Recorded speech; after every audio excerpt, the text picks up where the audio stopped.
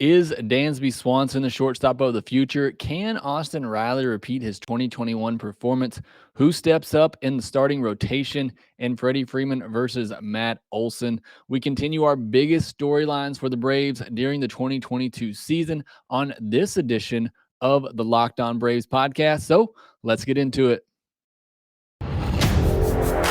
You are Locked On Braves, your daily Atlanta Braves podcast. Part of the Locked On Podcast Network, your team every day.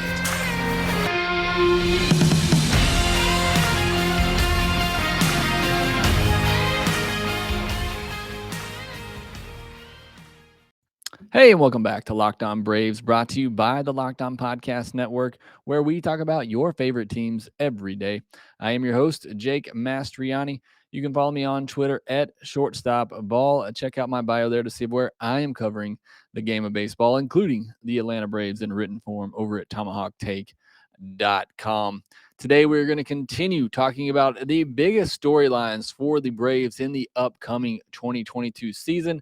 I'll give you storylines 3 through 6 on today's episode. We'll also get into some injury news for the Braves that was reported on Monday, and I'll give you my takeaways from Monday's game, which was televised and had Spencer Strider starting that game. So some big takeaways from Monday's game.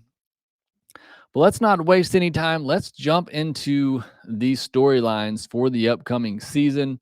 On Monday's podcast, I gave you storylines 7 and 8. So if you haven't read or listened to that already, you can go back and give that a listen.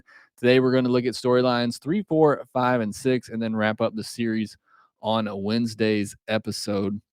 But let's start with storyline number 6, what I think is the sixth biggest storyline for the upcoming season. And that is, will Dansby Swanson be the shortstop of the future for the Atlanta Braves? And this one is honestly, probably a little bit higher for me personally, just because I do love the shortstop position so much. I think it's one of the biggest, most key in positions on a team.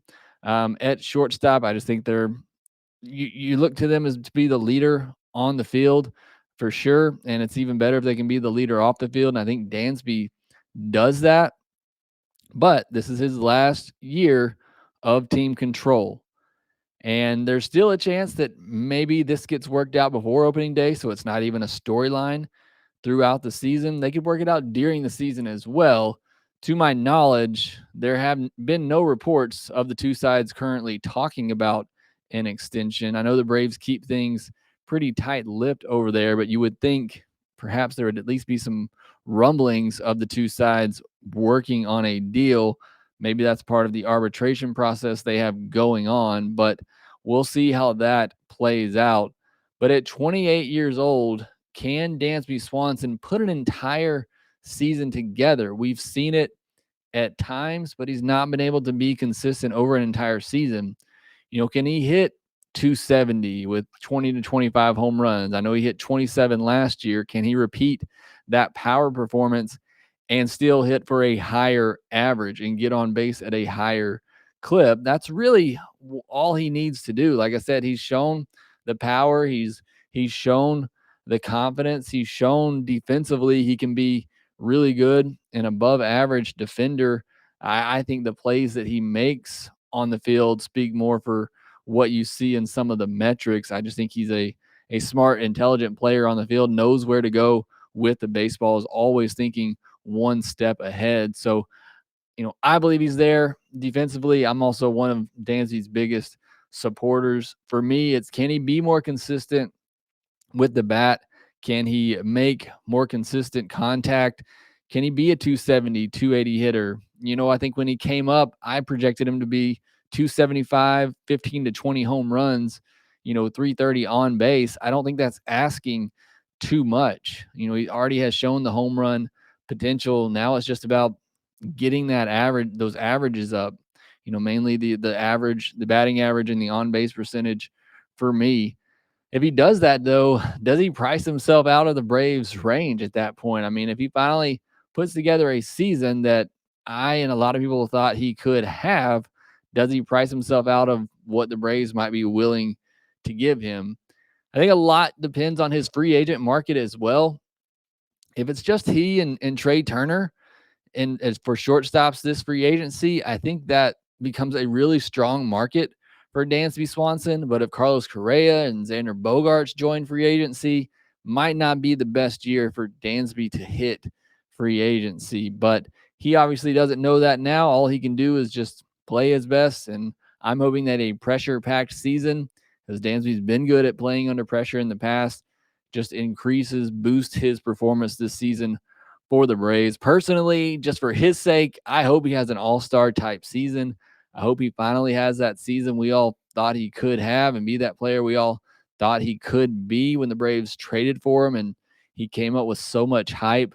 I would love to see that guy. I want to see him shut up a lot of people out there who really just don't like Dansby for whatever reason, even though I think he's a leader. I think he's a solid player. He's not a top 5, maybe top 10 shortstop, the back half of the top 10 shortstops in all of baseball. He's not an elite all-star level player. I get that, but I do think he is a winning type player and proved that last year with what he did, helping take the Braves to a World Series. Number 5 for storylines this year. Can Austin Riley repeat his 2021 performance? Again, another huge storyline. I was on a podcast the other day, the Raw Report, and they asked, why is Austin Riley so underrated? And that was the first time I heard that. I don't necessarily think Austin Riley is underrated. I just think he still has something to prove. Remember, this is a guy who coming into last season had to compete with Jake Lamb for the third base job. He has one good season under his belt, and it was a great season, an MVP type season. He certainly has earned the right to hold down that third base job, and he looks like the third baseman of the future in Atlanta, but it's still been just one season. And maybe I'm alone in this, and you can let me know if I am, but I want to see him do it again. I need to see him do it again because before last season, he was highly inconsistent at the plate.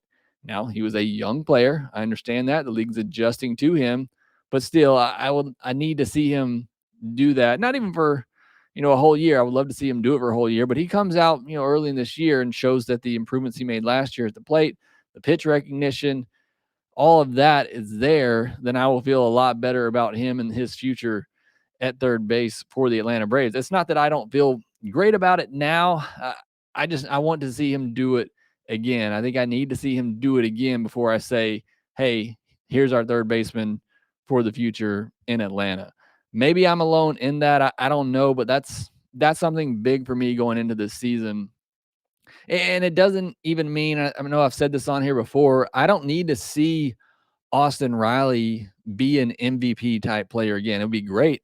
Last year, 2021 may be the best season he ever has, but can he be a 270 hitter with 30 home runs and 90 plus RBIs? That's the player I think Riley can be year in and year out. And that is perfectly fine with me.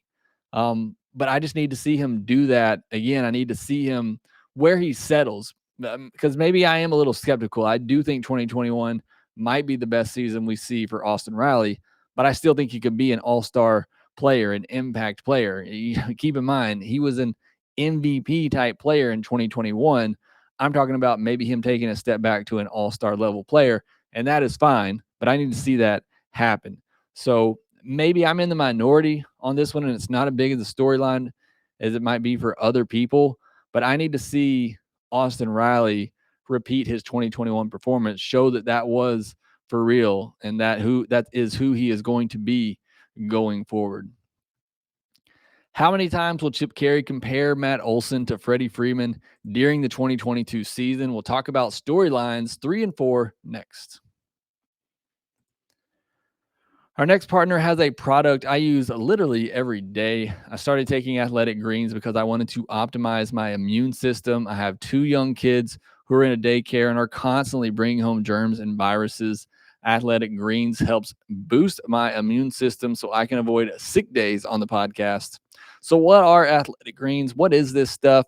With one delicious scoop of Athletic Greens, you're absorbing 75 high quality vitamins, minerals, whole food sourced superfoods, probiotics, and adaptogens to help you start your day right. This special blend of ingredients supports your gut health, your nervous system, your immune system, your energy, recovery, focused, and aging, all the things. Athletic Greens was created when the founder experienced a ton of gut health issues and ended up on a complicated supplement routine to recover. It cost him nearly $100 a day. So he created Athletic Greens after experiencing how difficult it was to create an optimal nutrition routine. Right now, it's time to reclaim your health and arm your immune system with convenient daily nutrition. It's just one scoop in a cup of water every day. That's it. No need for a million different pills and supplements to look out for your health. To make it easy, Athletic Greens is going to give you a free 1 year supply of immune supporting vitamin D and 5 free travel packs with your first purchase. All you have to do is visit athleticgreens.com/MLB network. Again, that is athleticgreens.com/MLB network to take ownership over your health and pick up the ultimate daily nutritional insurance. Moving along to storylines 3 and 4, starting with number 4. And which young starter will step up in the rotation for the Atlanta Braves in 2022?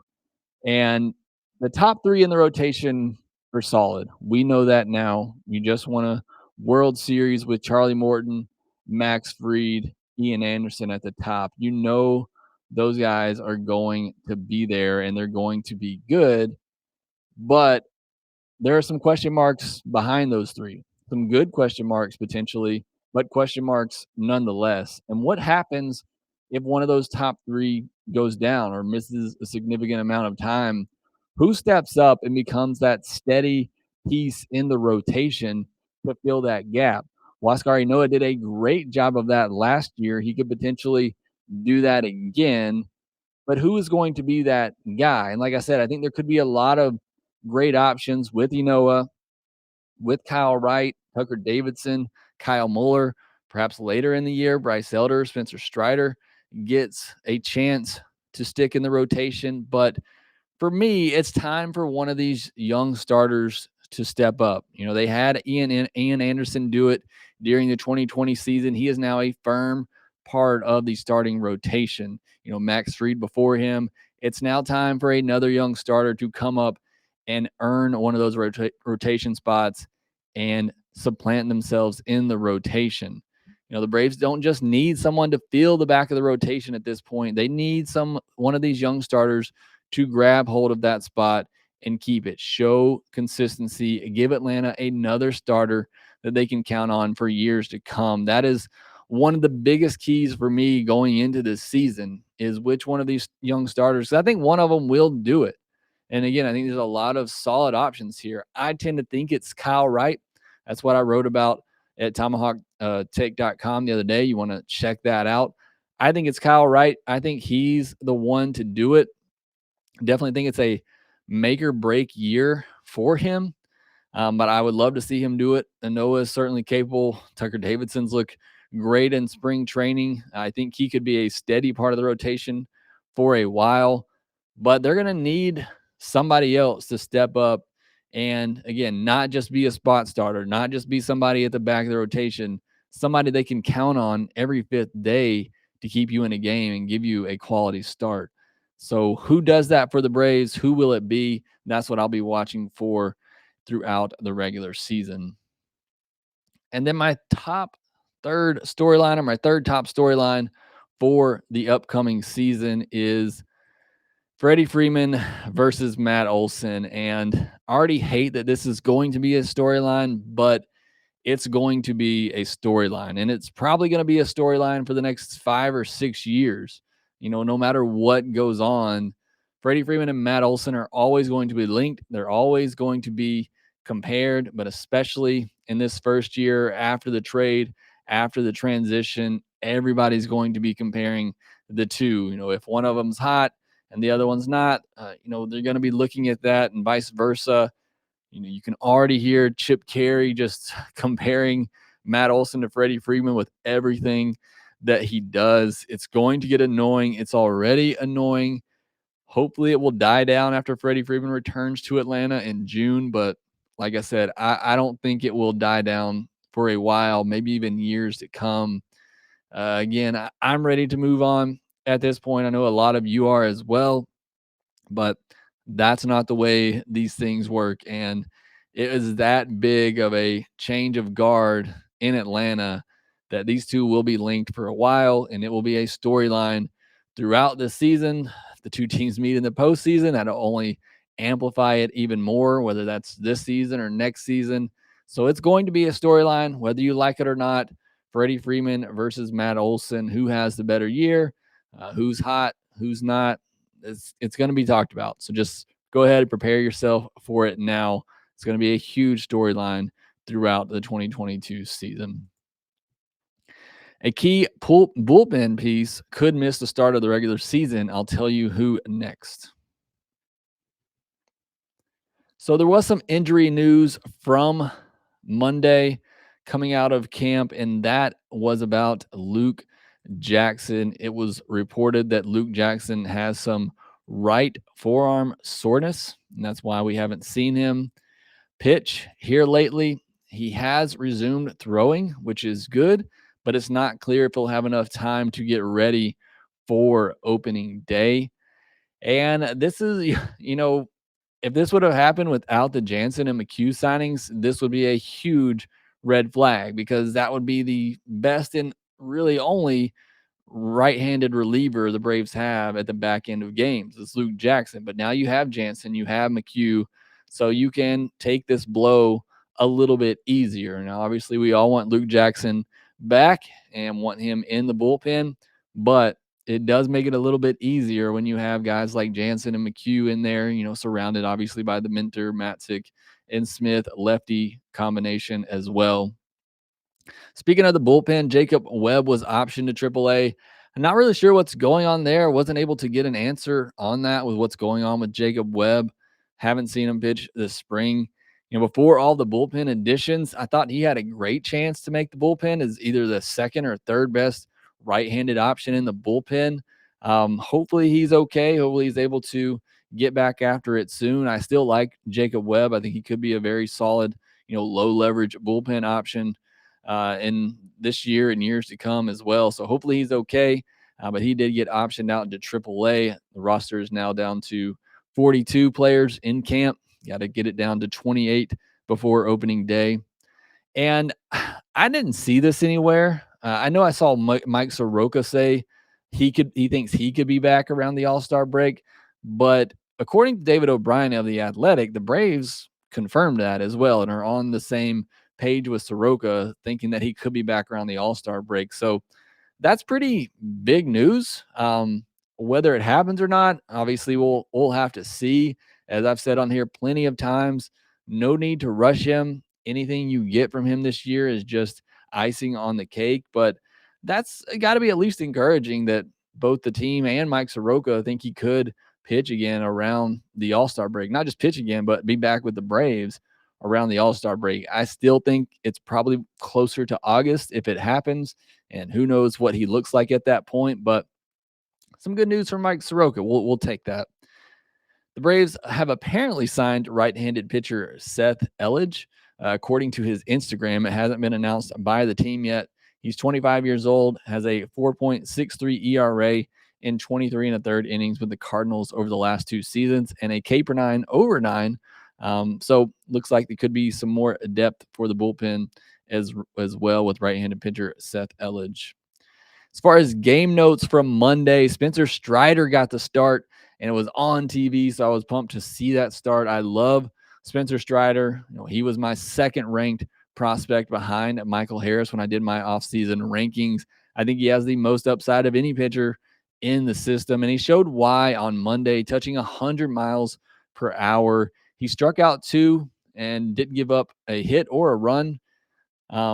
Did walk a couple batters, although it was a bad missed call against Yuli Gurriel that should have been a strikeout, should have given him 3 strikeouts on the day. He also showed why he needs to spend more time in the minors. He threw nearly 50 pitches in just 2 1/3 innings. He was scheduled to go 3 innings. So, again, as I've been saying a lot, he needs to go back to AAA, continue to work on him as a starter, where I think he has top of the rotation upside. Work on his command of his pitches, work on his changeup, which he threw a couple of good ones on Monday. The slurve is obviously very good. That's his best secondary pitch, and it was nasty at times on Monday. But whether that changeup comes along, being able to get some fade back into right-handed hitters, that's really what's going to separate him from being what I think is pretty easily a dominant bullpen arm to a top of the rotation pitcher if that changeup comes along or some other third pitch that he potentially learns. So I've gone on record many times saying I think he needs to spend the bulk of the year in AAA working on the command of his pitches, working on that third pitch. And then if he needs to come up later in the year, then he can. But I'd be perfectly fine. He spent all year in AAA because I just think the upside is so high that you just let him work on what he needs to work on before bringing him back up. Tyler Thornburg was great in relief. He finished off Strider's 3rd inning and then pitched a clean 4th inning as well, giving up no hits, no walks, and had a strikeout. With Webb out, perhaps he finds a spot in the back of the bullpen. Either way, he provides great depth, another good right-handed arm for the bullpen.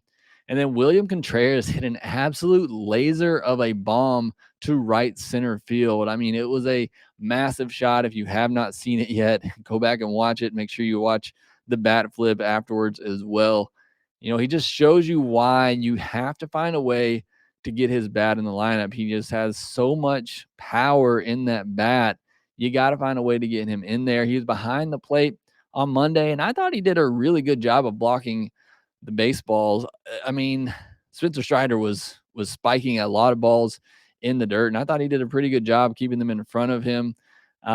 But whether it's DH, right field, catcher, you got to find a way to work his bat in the lineup. And I think this will be a big kind of transition year for Contreras to figure out, just how the Braves can do that going forward. What's the best spot for him to get that bat in the lineup? Because I think he's going to have a very, very good hit tool, obviously very good power, as he showed on Monday.